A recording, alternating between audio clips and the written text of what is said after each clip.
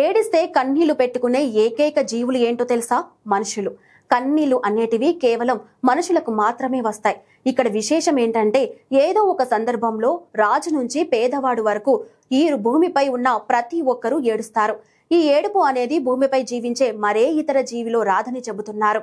ఇంతకీ అసలు ఏడుపు అనేది ఎందుకు వస్తుందో తెలుసా? ఏదో ఒక మానసిక స్థితిలో కన్నీళ్లు పెట్టుకుంటారు. కొన్నిసార్లు ఆనందంలో, మరికొన్నిసార్లు బాధలో, ఇంకొన్నిసార్లు షాక్ లో కన్నీళ్లు వస్తాయని నిపుణులు చెబుతున్నారు. ఇక్కడ విశేషం ఏంటంటే కొన్నిసార్లు మరికొన్ని జీవుల కళ్ళ నుంచి కూడా కన్నీళ్లు వస్తూ ఉంటాయి. అయితే అవి కళ్ళను రక్షించేవని శాస్త్రవేత్తలు భావిస్తున్నారు.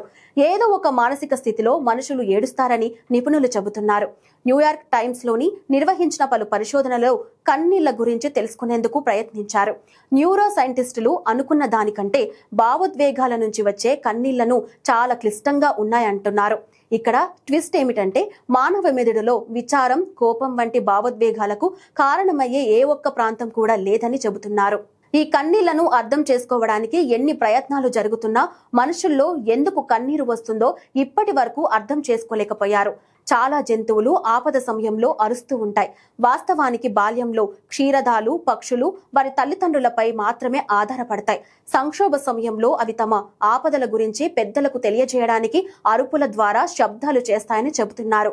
ఉదాహరణకు కోడి పిల్లలు లేదా మేకలు ఆకలిగా అనిపించినప్పుడు, ఇతర జీవాలను చూసి భయపడినప్పుడు కొన్ని రకాల ధ్వనులను చేస్తాయి.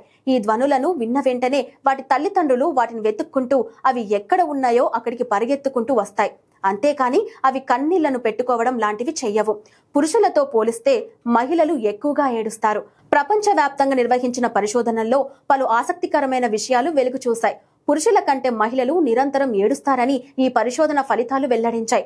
ఏడుపు అనేది ప్రధానంగా లింగ విశ్వాసాలకు, సామాజిక ఒత్తిడికి సంబంధించినదని నిపుణులు అభిప్రాయం వ్యక్తం చేస్తున్నారు. కార్నెల్ యూనివర్సిటీకి చెందిన సైకాలజీ ప్రొఫెసర్ డాక్టర్ జొనాథన్ రోటెన్బర్గ్ మాట్లాడుతూ, పిల్లలు పుట్టినప్పుడు అబ్బాయి అయినా ఆడపిల్ల అయినా మొదట్లో ఇలాగే ఏడుస్తారని, అయితే అమ్మాయిలు పెద్దయ్యాక వెంటనే కన్నీళ్లు వస్తాయని చెప్పారు.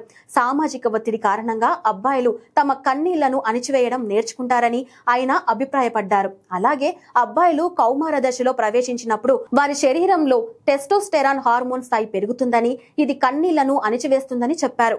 బాలికలలో ఈస్ట్రోజన్ హార్మోన్ కన్నీళ్లను పెంచుతుందని వెల్లడించారు. నెదర్లాండ్ లోని టీల్బర్గ్ యూనివర్సిటీలో క్లినికల్ సైకాలజీ ఎమోరిటస్ ప్రొఫెసర్, మనుషులలో ఏడుపుపై అధ్యయనం చేసిన శాస్త్రవేత్త ఎడ్వింగర్ హర్ట్స్ దుఃఖంపై సంచలన విషయాలు చెప్పారు. ఏడ్చినప్పుడు కళ్లపై అదనపు ఒత్తిడి ఏర్పడే అవకాశం ఉందని, దీని కారణంగా కన్నీటి గ్రంథి చురుకుగా మారుతుందని చెప్పారు. మనం బిగ్గరగా నవ్వినప్పుడు, ఎక్కిళ్లు వచ్చినప్పుడు, వాంతి చేసుకున్నప్పుడు కళ్లలో నుంచి కన్నీళ్లు వస్తాయని అన్నారు. కొన్నిసార్లు ఏడుపు కూడా ప్రయోజకరంగా ఉంటుందని ఆయన చెప్పారు. ఒక్కసారి కొన్ని వేల మంది ఏడ్చారు. ఆ తర్వాత వాళ్ళను ఏం ఫీల్ అయ్యారని అడిగితే సగం మంది ఏడ్చిన తర్వాత బాగుందని చెప్పారని ఆయన వెల్లడించారు.